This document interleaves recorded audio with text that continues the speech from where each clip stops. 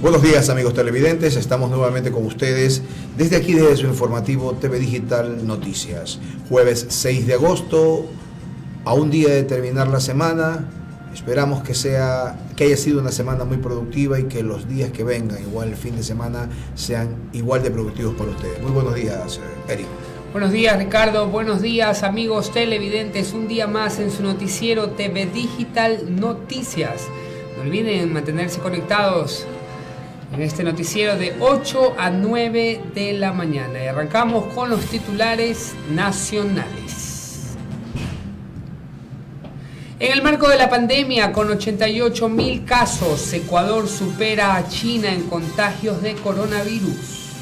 La empresa eléctrica de Quito suspenderá temporalmente el servicio eléctrico este sábado 8 de agosto. Solo 5 playas de Esmeraldas y un balneario en El Oro ya reciben a turistas. Bloque correísta plantea revisar el proceso de renegociación de la deuda externa con tenedores de bono. Policía detecta 2 volquetas con más de 800 kilos de droga en la vía de Quevedo. La suspensión de 4 movimientos políticos pasará a resolución del Tribunal Contencioso Electoral TCE. Consejo Nacional Electoral ratifica la cancelación del registro del partido de Álvaro Noboa. La información sobre la emisión fraudulenta de carnet de discapacidad aún no llega al Ministerio de Salud. Si hablamos de noticias internacionales, Donald Trump sigue con su plan de reabrir las escuelas en Estados Unidos, pese al coronavirus. Vacuna de Moderna contra coronavirus podría costar entre 32 o 37 dólares. Hallan en Francia 1.3 toneladas de droga proveniente de Sudamérica. El expresidente colombiano Álvaro Uribe da positivo para coronavirus, horas después de ser puesto en arresto domiciliario. Continuamos con el desarrollo de las noticias en el marco de la pandemia. Con 88.000 casos, Ecuador supera a China en contagios de coronavirus. A pesar de las campañas de bioseguridad para evitar la propagación del coronavirus, los casos se siguen incrementando en el país. Por ello, este miércoles 5 de agosto, tras casi 7 meses de que la Organización Mundial de la Salud declarara al nuevo coronavirus como pandemia, Ecuador ya superó a China, país considerado el punto de partida de la enfermedad en la cifra de contagiados. Llama la atención por la enorme diferencia de habitantes. Mientras Ecuador tiene 17,800.000 habitantes, China tiene 1.393 millones de personas. De acuerdo al mapa de cifras de la Universidad Estadounidense Johns Hopkins, Ecuador ya alcanza los 88.866 confirmados, en tanto que China tiene 88.291. Hay que destacar que los números registrados en este mapa mundial los suministra cada gobierno. A nivel nacional, en las últimas 2 semanas los casos confirmados se han incrementado con mayor velocidad en las provincias de Sucumbíos con un 64%, Loja con un 52% y Carchi con un 48%. Con el último reporte del Ministerio de Salud Pública, los fallecidos confirmados por COVID-19 suben a 5.847, a la que hay que sumar una cifra adicional de fallecidos probables por el virus que alcanzan los 3.527.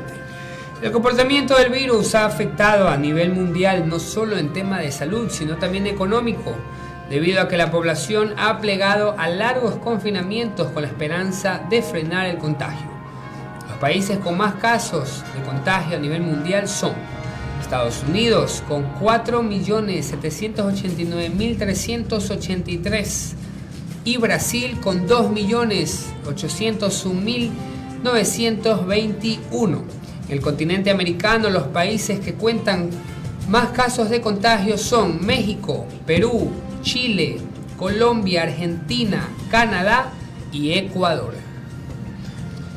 Imagínense, Ricardo, por más que la gente se les pide usar medidas de bioseguridad, ya mismo o ya alcanzamos a China, como dice la noticia. Tengo la firme esperanza de que de a poco va a ir haciendo conciencia el mundo en general. Claro que lastimosamente empuja mucho la necesidad comercial, la necesidad económica, diríamos más directamente, empuja mucho a tratar de saltarse ciertas reglas o ciertas posiciones que se exigen para evitar el contagio o para prevenir. Pero bueno, tienen que ir cogidos de la mano la necesidad económica como también la prevención. En otras noticias, la empresa eléctrica de Quito suspenderá temporalmente el servicio eléctrico este sábado 8 de agosto. Funcionarios de la empresa eléctrica Quito informaron que este sábado 8 de agosto del 2020, entre las 9 y 15 horas, se suspenderá el servicio eléctrico en el sector de las antenas del Pichincha. Los trabajos se van a realizar en las redes eléctricas de distribución del primario B de la estación Belisario Quevedo y también el mantenimiento preventivo programado en las redes eléctricas del sector. Estas labores permitirán mejorar y garantizar la continuidad del servicio eléctrico. Además, los funcionarios manifestaron que estos trabajos no afectarán al sector residencial, pero sí afectará al sector de las antenas, donde se encuentran instaladas las repetidoras de canales de televisión, radios y de otras empresas públicas y privadas. Por este motivo, la Eléctrica Quito hace un llamado a la ciudadanía para que tomen las debidas precauciones mientras se realizan las labores de mantenimiento de dicho sector. En noticias muy importantes, lo que esperaba mucha gente, el relax de la playa. A todos nos gusta la playa, ¿no? Definitivamente, escuché un comentario que hasta por sanidad mental es muy necesario ya acudir a la playa. Pero en estas noticias tenemos que solo 5 playas de Esmeraldas y una del balneario en El Oro ya recibirán turistas.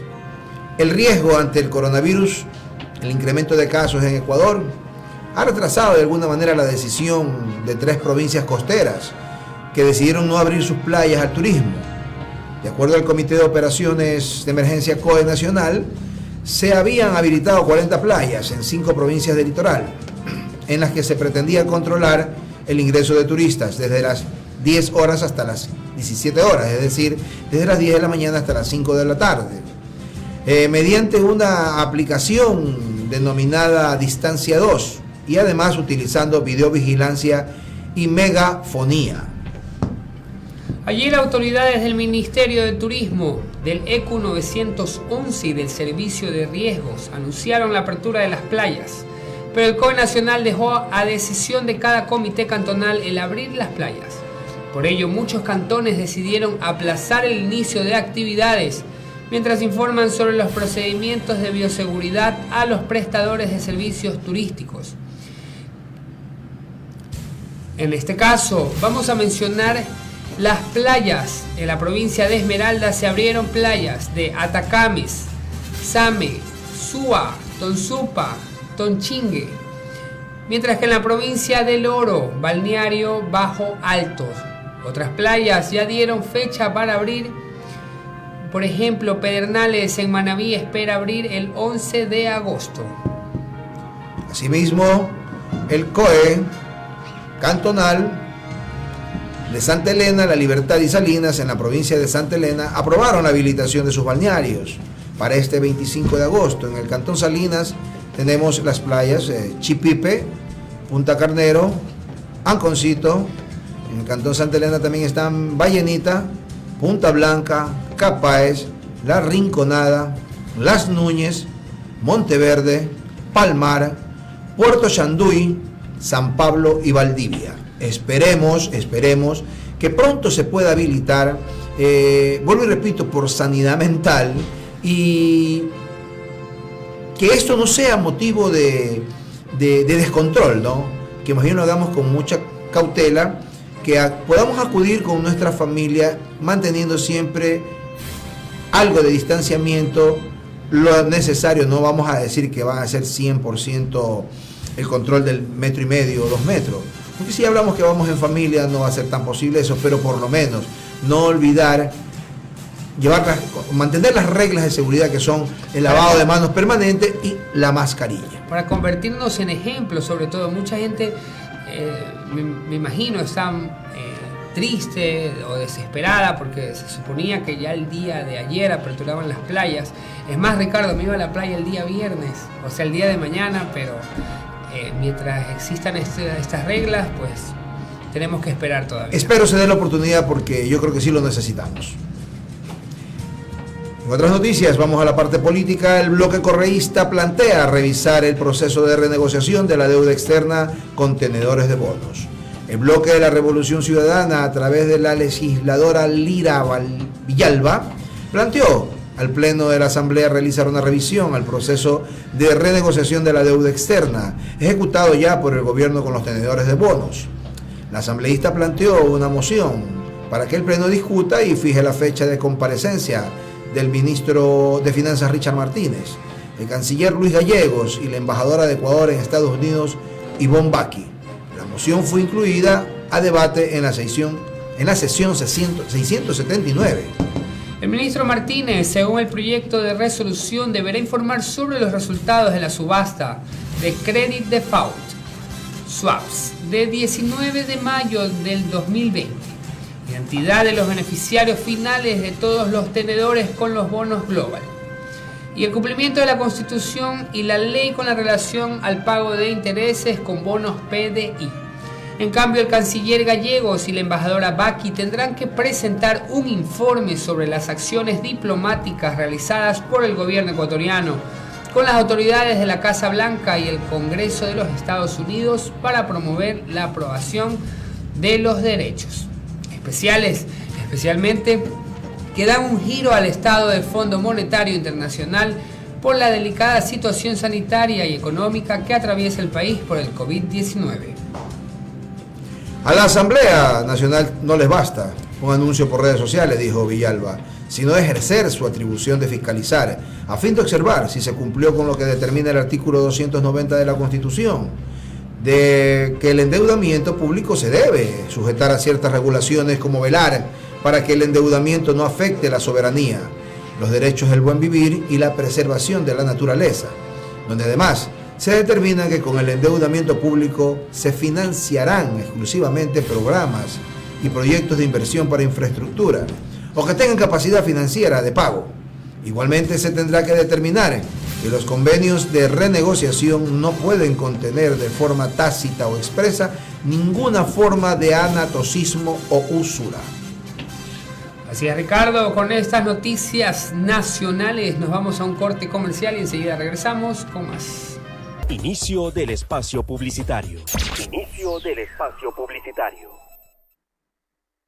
Alquilamos estudio de grabación por hora con equipos de última tecnología, de acuerdo a lo que requiera tu producción. Cámaras HD, luces profesionales, micrófonos inalámbricos, consola de audio. Creemos en tu proyecto porque lo consideramos nuestro. ¿Qué esperas para realizar tu propio programa de televisión? Para nosotros lo que importa es tu idea y por eso queremos realizarla. Vamos a hacerla juntos.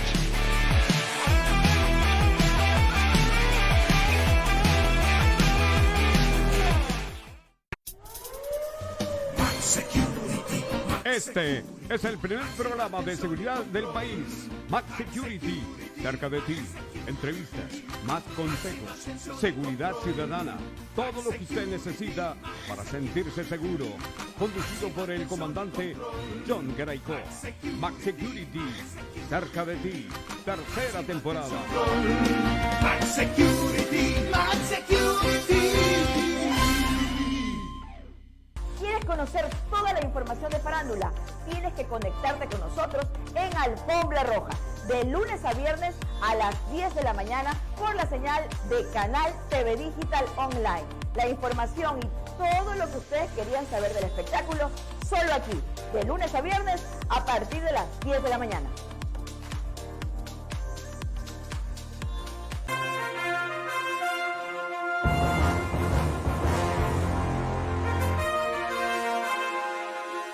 Hola, ¿qué tal? Soy Eric Trujillo. Bienvenidos a Digital Noticias. Soy Ricardo Kendo y juntos les llevaremos los detalles de los acontecimientos más importantes del Ecuador y el mundo. Porque las noticias no esperan y se generan en cualquier lugar.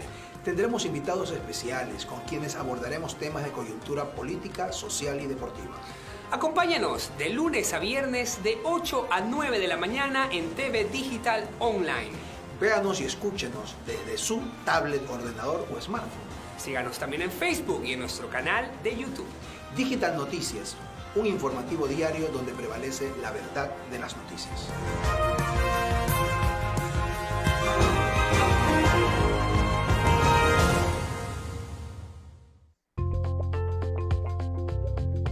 Bioeterna, un camino saludable. El programa que llega a ti para romper esquemas con terapias alternativas, nutrición, coaching, yoga terapia, consejos saludables y entrevistas a especialistas. La mejor información para cuidar tu salud de forma natural. Todas tus dudas las resolverás aquí con Bioeterna, un camino saludable para todos. Sintonícenos todos los martes a las 11 horas por el canal TV Digital Online.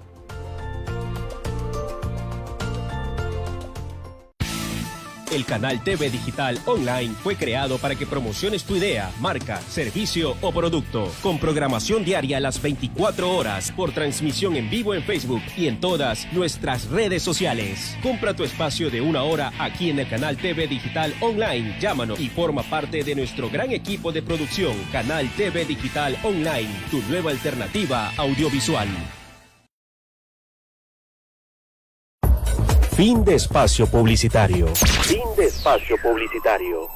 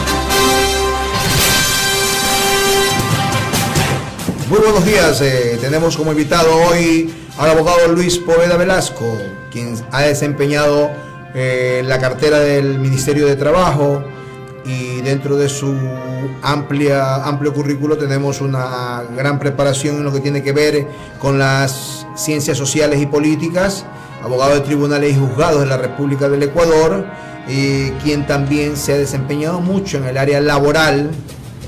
Abogado, es un placer tenerlo con ustedes. Le damos la bienvenida de su canal, Canal TV Digital, y su noticiero, TV Digital Noticias, al igual que mi compañero Eric Trujillo. Muchas gracias, estamos atentos a las preguntas que ustedes crean necesario hacerlas para inmediatamente yo proceder a dar contestación a las mismas. Buenos días, abogado. Buenos días. Iniciamos con esta entrevista haciendo la siguiente pregunta. Durante su administración, ¿qué es lo que se hizo para mejorar las reformas laborales durante la pandemia? Bueno, durante la pandemia que vivimos como consecuencia de la declaración sanitaria por parte del Ministerio de Salud Pública el 11 de marzo del presente año, así como el decreto ejecutivo del estado de excepción por calamidad pública dictada por el Ejecutivo el 16 de marzo del 2020, lógicamente nosotros como Ministerio de Trabajo teníamos que activarnos inmediatamente, toda vez que recuerden que en ese decreto ejecutivo 1017 estableció claramente en el artículo 6 de que estaban suspendidas las actividades laborales, a excepción de ciertas actividades como era la cadena de la exportación, la alimentación, el tema de las cuestiones de bioseguridad, era la alimentación, salud y el sector agrícola, ganadero, de animales. Entonces toda esa situación dio que se suspendan las actividades y como consecuencia solamente esté operativo el 30% del sector productivo.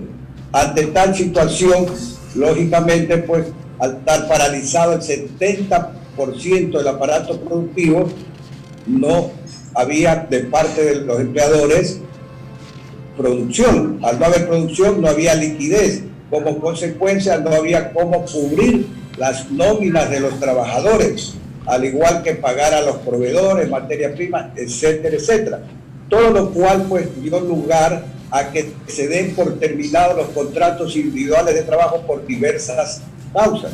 Es ahí entonces el Ministerio del Trabajo tuvo que actuar de manera diligente para evitar la desvinculación masiva de los trabajadores, porque una de las razones de ser del Ministerio del Trabajo es justamente preservar la estabilidad del trabajador. Pero ante una situación de esta envergadura, que no estuvo preparado el país ni el mundo entero, como fue la pandemia del COVID-19, entonces acudimos, ¿a qué acudimos? Al teletrabajo. ¿Con qué fin? Con el fin justamente de poder cuidar la salud de los trabajadores, porque también esa era las partes más preocupantes. Entonces utilizamos la herramienta del teletrabajo, que era una nueva experiencia en nuestro país y que dio resultados tanto en el sector público como en el sector privado. Igualmente tuvimos que acudir a las herramientas que nos da el Código del Trabajo, como la reducción de la jornada de trabajo, que se encuentra claramente establecida en el artículo 47, numeral 1 del Código del Trabajo, donde nos indica que de mutuo acuerdo entre empleador y trabajador se puede reducir la jornada de trabajo hasta un máximo de 30 horas a la semana. Como consecuencia de la reducción de la jornada de trabajo, también trae pues una reducción en la jornada de la remuneración, pero era mucho mejor hacer una reducción de los ingresos del trabajador en 16.66, ¿a cambio de qué? A cambio de mantener la fuente de trabajo y la sostenibilidad de la empresa. Pero como esta situación es emergente, porque la misma legislación laboral establece que se puede realizar la reducción por 6 meses y prorrogarle por 6 meses más. También hay que entender que ante el decreto de excepción de calamidad pública, al estar suspendidas las relaciones laborales, lógicamente el empleador se vio en una situación crítica. ¿Por qué? Porque estando suspendidas las relaciones laborales, conforme lo determina el artículo 60 de la ley de la materia, indica de manera clara y categórica que tiene que pagarse las remuneraciones a los trabajadores durante el tiempo que dure la suspensión. Pero asimismo, el empleador está en la obligación de recuperar ese tiempo perdido a través, una vez que se normalicen ya las actividades, a través de horas suplementarias. Y que estas horas suplementarias, lógicamente, no tienen ningún recargo. Igualmente, si el trabajador no acata la decisión del empleador de recuperar estas horas de trabajo, como consecuencia tiene que devolver el valor que le ha sido pagado por el empleador. Abogado, entonces, también, abogado, permítame, en cifras y en teoría suena justo y suena, por no decirlo de otra manera, muy bonito. Se cumplió con estas normas, se cumplió con esta ley. ¿En qué sectores fueron los más perjudicados? Durante su administración le tocó ver o le tocó ser testigo de muchos despidos y de muchos contratos que no se renovaron. ¿Qué sector fue el más afectado en la pérdida de empleos, abogado? A ver, el sector que más se fue afectado fue el sector del turismo. El sector del turismo fue totalmente golpeado por esta consecuencia del COVID-19. Luego el sector comercial, el sector de la manufactura, todos esos sectores fueron totalmente deprimidos por la situación. Y el sector florícola también sufrió una gran desvinculación de parte de los empleadores, donde se terminaron muchos contratos individuales de trabajo. Pero ahí también el ministerio se activó de forma inmediata. ¿A través de qué? A través de la herramienta que nos da la misma Constitución Política del Estado, en su numeral 10 del artículo 326 de la Carta Magna, donde se adoptó el diálogo social con el fin de solucionar conflictos de trabajo y fomentar los acuerdos. ¿Qué hicimos como Ministerio del Trabajo? Lo que hicimos es llamar a los actores de la relación laboral, esto es, trabajadores y empleadores. ¿Con qué fin? Con el fin de buscar acuerdos. ¿Y cuáles eran los acuerdos que nosotros solicitábamos como Ministerio del Trabajo? Es que de una u otra manera los trabajadores que han sido desvinculados, que sabíamos que era por una situación crítica, por una situación de emergencia sanitaria, económica, social, comprensible, pero también comprensible que el trabajador se quedaba sin su fuente de trabajo, sin su fuente de ingreso para su sustento suyo y de su familia. Entonces propusimos a distintos empleadores, porque estuvimos totalmente activados entre 15 y 18 horas diarias en reuniones permanentes. ¿Y qué les propusimos? Propusimos que sean reingresados nuevamente estos trabajadores que han sido terminados sus contratos individuales de trabajo, una vez que se vaya normalizando las actividades de la industria o el negocio. ¿Se ha ido dando eso? Y tuvimos muy buena acogida. ¿En qué sentido? Tuvimos buena acogida en el sentido de que aceptaron nuestra propuesta como Ministerio de Trabajo y se dejó sentado a través de un documento. ¿Cuál es ese documento? Un documento que se elaboró en el Centro de Mediación del Ministerio del Trabajo. Ok, muy bien, abogado, pero se ha cumplido con eso está en papeles, está en firma, pero se ha cumplido o se ha venido cumpliendo. Allá voy, claro. A ver, el Centro de Mediación, una vez que se firma una acta, ¿verdad?, tiene los efectos de sentencia de última instancia pasada en autoridad de cosa juzgada. Es decir, que es de cumplimiento obligatorio. Eso está plasmado y, lógicamente, sí se han venido cumpliendo conforme se iban reactivando las actividades de la empresa, la industria o cualquier tipo de negocio del empleador. Y en el evento que hubieron casos en que decía, bueno, nosotros no podemos tampoco regresar porque nuestra situación es crítica, como en el ejemplo que pusimos del turismo. Tuvimos el caso del Hotel Guayaquil. En el Hotel Guayaquil se había desvinculado a casi al 90% de los trabajadores en aplicación del numeral sexto del artículo 169 del Código del Trabajo. Esto es por causa mayor o caso fortuito, que imposibilitaba el trabajo, como es un terremoto, un incendio, una plaga de campo, ¿verdad?, o cualquier otro acontecimiento que no se pudo prever y previsto no se lo pudo evitar. Si bien es cierto, esta causal sexta del Instituto es una causa legal para terminar un contrato individual de trabajo y como consecuencia no genera ningún tipo de indemnización, ni siquiera la bonificación por desahucio que establece el artículo 185 del Código del Trabajo.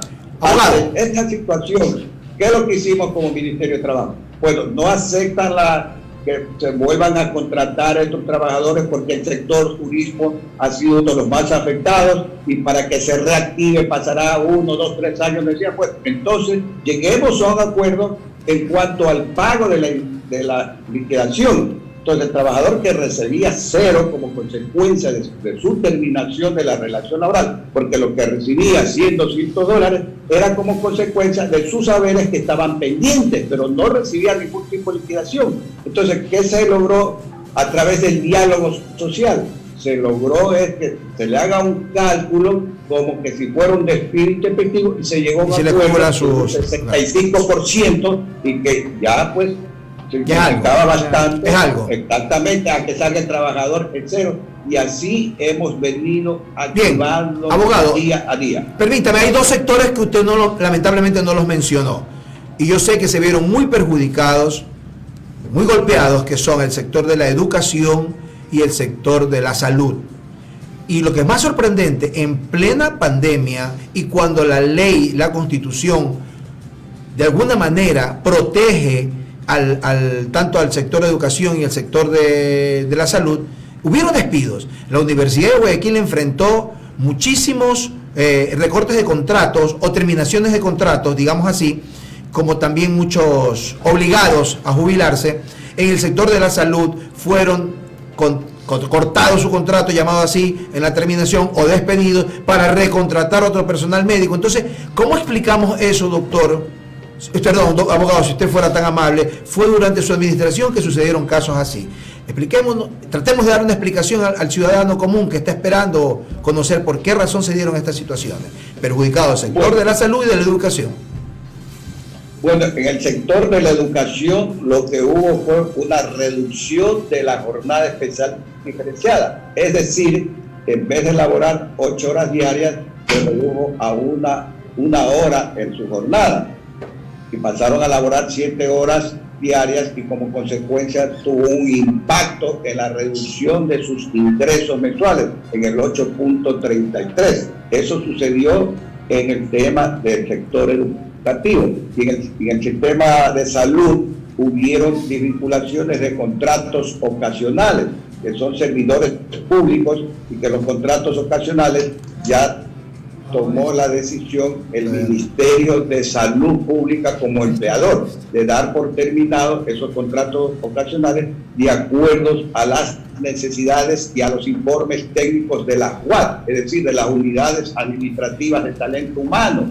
Eso es lo que realizó el Ministerio de Salud. Muy bien, y excelente explicación, abogado, pero digo, cortarles o dejar rescindir sus contratos o no volverlos a contratar, digo, no era personal capacitado que venía años laborando en esas dependencias, tanto de salud y educación, para ahora contratar a otro personal. Esa es la parte no explicativa todavía, no cuadra. Bueno, pues ya esa situación lo hacen, como vuelvo y repito, la UAT bajo un análisis ya de manera técnica del personal contratado. Ellos a su vez, pues, una vez que tengan los informes, ¿qué es lo que hacen? Ni vinculan. ¿Por qué? Porque los contratos de servicios ocasionales del sector público pueden ser en cualquier momento dados por terminados. Completamente de acuerdo.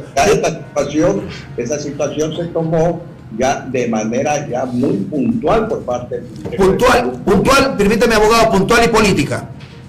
Puntual y política. En todo caso, eso ya el Ministerio de Salud, cada ministerio responde a sí mismo como contrata, desvincula y ya a través de los análisis, los informes que emiten las respectivas unidades administrativas de talento humano. En todo caso, ¿usted está de acuerdo también con la ley humanitaria que se dio? O explíqueme quizás las razones de beneficio para los ecuatorianos, abogado. Bueno, la ley de apoyo humanitaria que se encuentra en pleno vigor desde el 22 de junio del presente año, yo puedo decir que el corazón de esta ley que está ya en plena vigencia y la parte neurálgica es los acuerdos. Recuerde usted que en esta ley de apoyo humanitario, el área que corresponde al tema laboral, se abre de grandes acuerdos que los pueden realizarse a través del empleador y trabajador.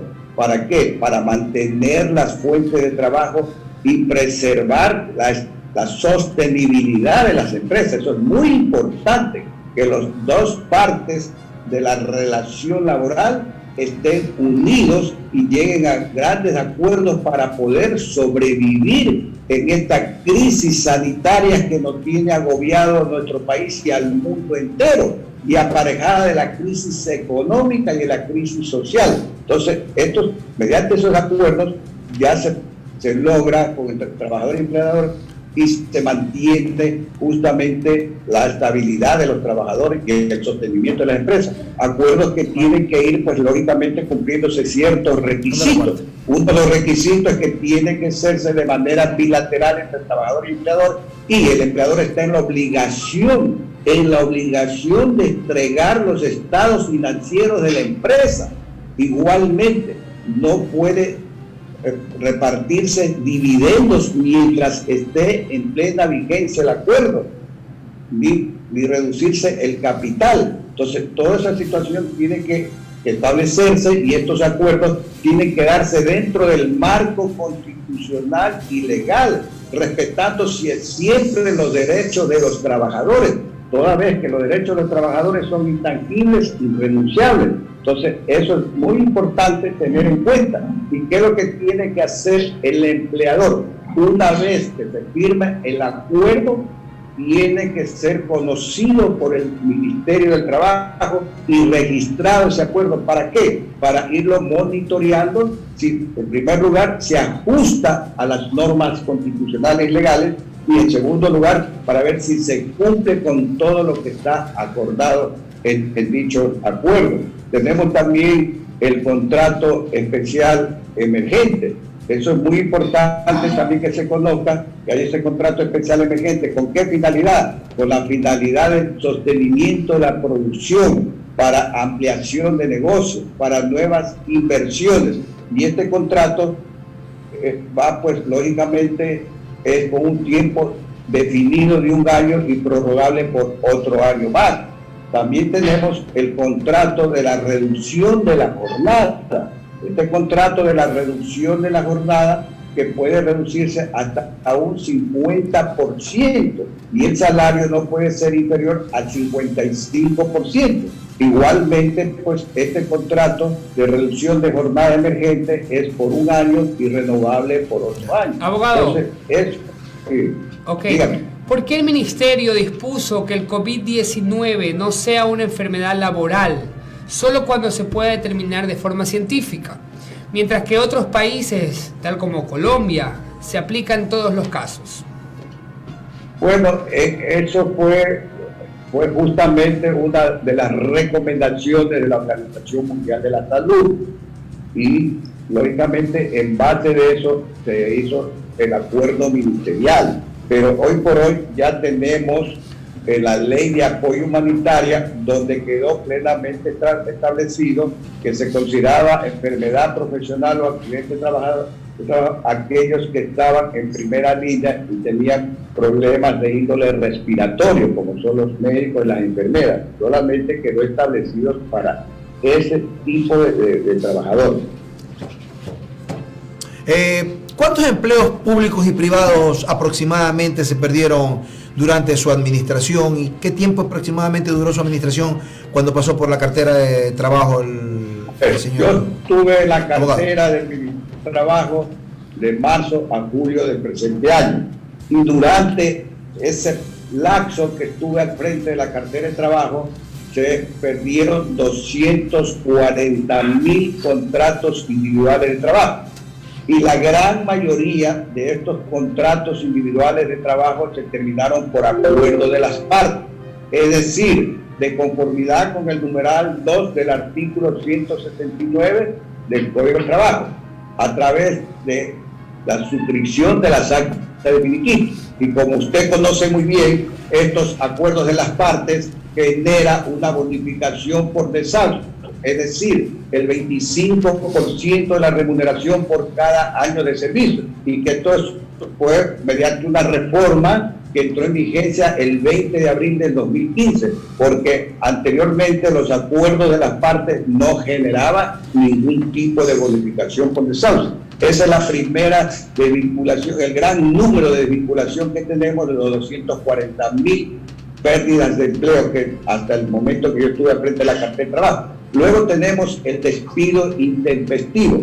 El despido intempestivo, como ustedes conocen, es una decisión unilateral del empleador para terminar un contrato individual sin una causa justa, y como consecuencia genera una condena al empleador, una condena que es de carácter indemnizatorio, conforme reza el artículo 188 del Código del Trabajo.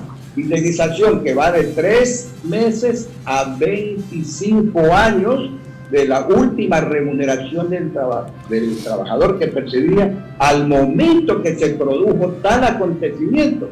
Luego viene la bonificación por desahucio, que es el 25% de la remuneración por cada año de servicio, y sin límite de años. Puede tener el trabajador 30, 40 años y se calcula por el tiempo de servicio. Así mismo tenemos que en el caso de que el trabajador despedido tenga 20 años y menos de 25 años, además tiene derecho a la jubilación patronal proporcional, toda vez que se terminó su relación laboral por despido intempestivo.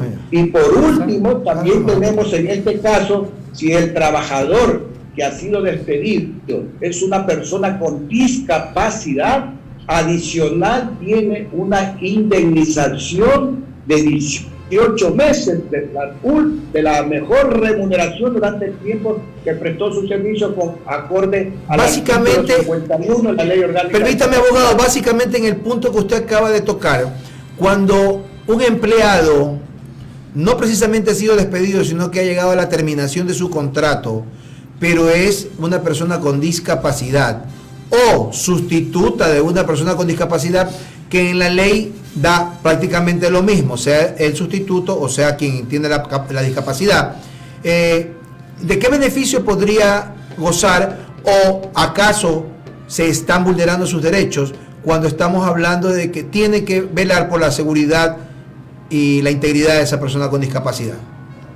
Por supuesto que se tiene que velar, porque recuerde usted que las personas con discapacidad son personas de atención prioritaria, y lógicamente es precisamente por ese motivo que en septiembre del 2012 se publica la Ley Orgánica de Discapacidades. ¿Con qué fin? Con el fin de proteger al trabajador con discapacidad y al trabajador sustituto, como usted muy bien lo ha planteado. Y entonces, el artículo 51 es totalmente clarísimo. A más de las indemnizaciones que le corresponde por despido intempestivo a un trabajador en general, el trabajador con discapacidad tiene esa indemnización especial de 18 meses. Pero usted habla de despido intempestivo, pero cuando es terminación de contrato...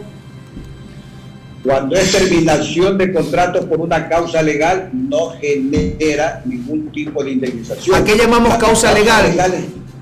Las causas legales se encuentran claramente determinadas en el artículo 169 del Código del Trabajo, como es por las causas legalmente previstas en el contrato, por acuerdos de las partes, por la conclusión de obra o materia del servicio, por muerte del trabajador, por muerte del empleador, la quinta, y la sexta por caso fortuito o fuerza mayor, la séptima por visto bueno solicitado por el empleador, la octava por visto bueno solicitado por el trabajador, y la novena por desahucio. Pero desahucio que tiene que solamente puede solicitarlo el trabajador, ya no el empleador, porque no existe contrato a plazo fijo. Ya, pero si ninguna de las causales está dentro de la terminación del contrato, ¿cómo queda protegido esa persona con discapacidad cuando se queda sin empleo, sin ingresos?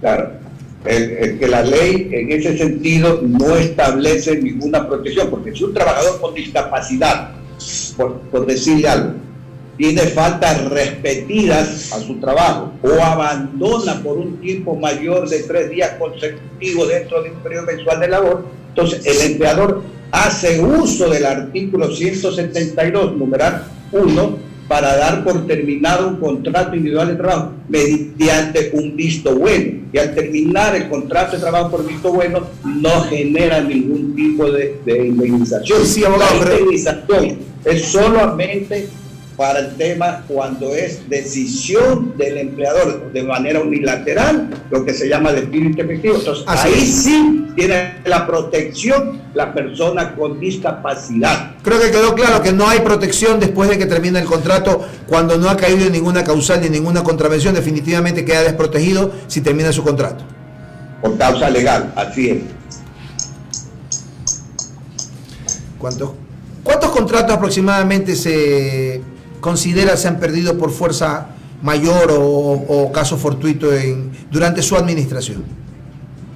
Bueno, por fuerza mayor o caso fortuito, durante mi administración se perdieron alrededor de 20.000 contratos. ¿Qué hacemos con esos empleados? ¿O qué pasa con esos empleados? Me permite, abogado, sé que no está en sus manos resolverlo ahorita, no está en la cartera, pero su apreciación, ¿por qué lo digo? ¿Por qué le pregunto a usted? Porque tengo entendido durante su larga trayectoria como jurisconsulto que siempre ha estado del lado del empleado, o sea, ha velado por los derechos del empleado. Entonces, ¿qué pasará con esto? Si usted me permite, abogado. A ver, el numeral sexto del artículo 179 es una causa legal, pero aquí viene que hay que hacer una aplicación de manera muy precisa y de manera muy técnica. ¿Por qué? Porque para que se produzca esta causal tiene que haber imposibilidad del trabajo, es decir, que de una u otra manera esté imposibilitado el empleador de continuar en su actividad comercial o cualquier tipo de negocio o industria que tenga. Pero si un empleador vincula de 300 trabajadores a 100 trabajadores, no habría ahí una justificación para aplicar el numeral sexto del artículo 179 del Código de Trabajo. Entonces, ¿qué le corresponde ahí al trabajador? Impugnar la forma como terminó su vínculo laboral con el empleador. Y esa impugnación lo puede hacer hasta 3 años a la terminación de su contrato individual de trabajo. Y si no se prueba de parte del empleador ante un juez del trabajo, que es el competente para conocer, tramitar y resolver conflictos derivados de una relación laboral, mandaría a pagar la indemnización por despido intempestivo. Entonces, el trabajador no está desprotegido. Aún cuando ha sido terminación de contrato legal. ¿Perdón? Aún cuando ha sido terminación de contrato legal. Claro, es terminación de contrato legal, pero tiene que demostrarse. ¿Por qué razón no se correctamente esa causal? Claro, o sea, ¿por qué razón no se determinó su nueva contratación? Claro, porque el momento que no aplica bien la causal el empleador, lógicamente el juez podría mandar a pagar la indemnización por despido.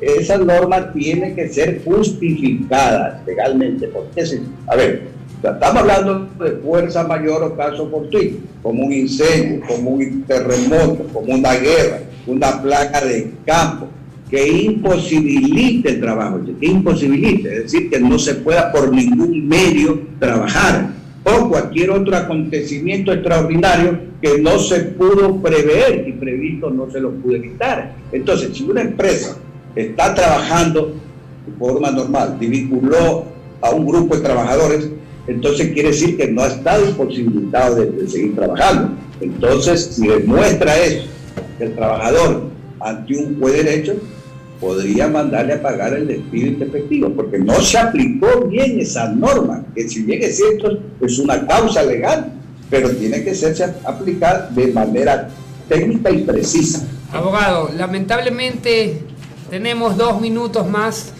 y queremos saber por qué se retiró del ministerio, si usted estaba en constante diálogo con los empleadores y trabajadores para mantener la estabilidad laboral.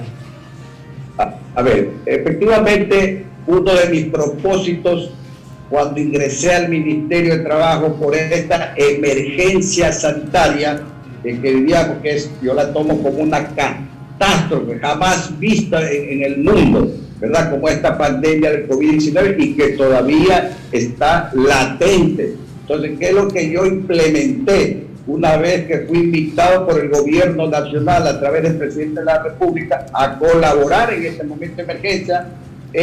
Aquí lo que nos queda es activarnos a través del diálogo social, el diálogo social tripartito, es decir, trabajadores, empleadores y gobierno, a través del Ministerio de Trabajo. Y fue las instrucciones que yo di de forma clara y precisa a las 7 regionales del trabajo, así como a la viceministra de Trabajo y a los subsecretarios de Trabajo y Empleo, para estar activados constantemente en el diálogo social.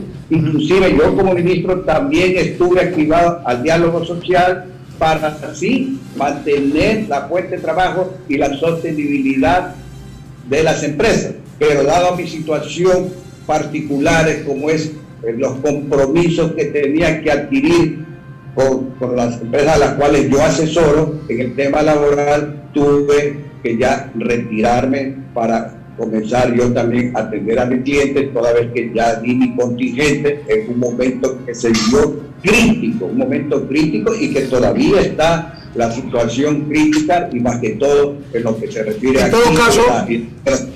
todo caso, abogado, durante ese corto tiempo en la cartera de trabajo, de alguna manera tuvo algún sinsabor o definitivamente para usted fue una larga e importante, o una corta e importante experiencia estar frente al Ministerio de Trabajo?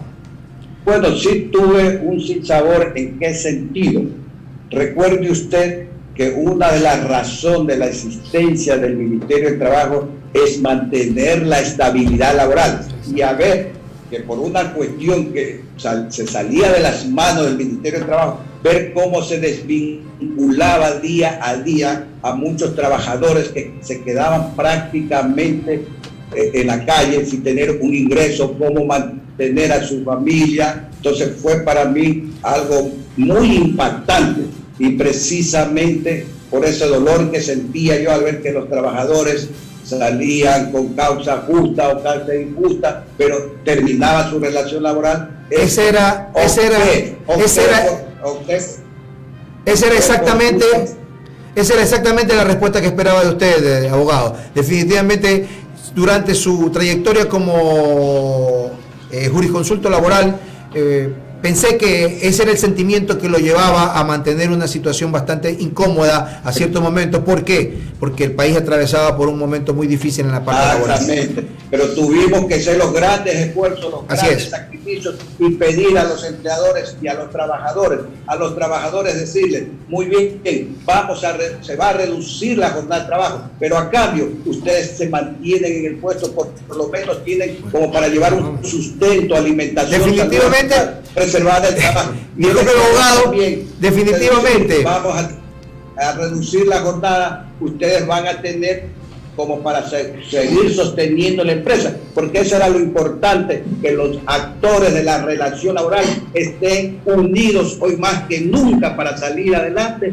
de esta grande crisis que nos agobia, como la sanitaria, la económica y social. Así es, abogado. Definitivamente vamos a necesitar de más tiempo en otra ocasión, y este es su canal, TV Digital, como su noticiero, TV Digital Noticias, tiene las puertas abiertas y la invitación permanente para en alguna otra ocasión volver a tocar estos temas, porque son definitivamente en cierto momento álgidos y de muy largo tiempo para discutirlos y hacer la presentación espontánea y veraz ante la ciudadanía, que espera muchas respuestas en cuanto a la parte laboral. Abogado, muy agradecido por esta entrevista. Canal TV Digital y TV Digital Noticias, siempre la tribuna abierta para usted. Así es, gracias abogado. a ustedes por la invitación. Estarán pendientes para cualquier momento que ustedes tengan la gentileza de invitar, acudir y poder conversar por estos temas laborales que son de gran importancia, que conozca la ciudadanía en general. Muy amable, abogado. No se olviden, sigan con nosotros conectados, porque viene El Astillero. Pasión por el Fútbol. Claro que sí. El mejor programa deportivo con ustedes todos los días después del programa, como este es su noticiero. No se olviden. Está con nosotros el abogado Luis Poveda Velasco, ex ministro de Trabajo. Muchas gracias, nos vemos el día de mañana. Gracias, que estén bien, cuídense. Igualmente, muy buenos días.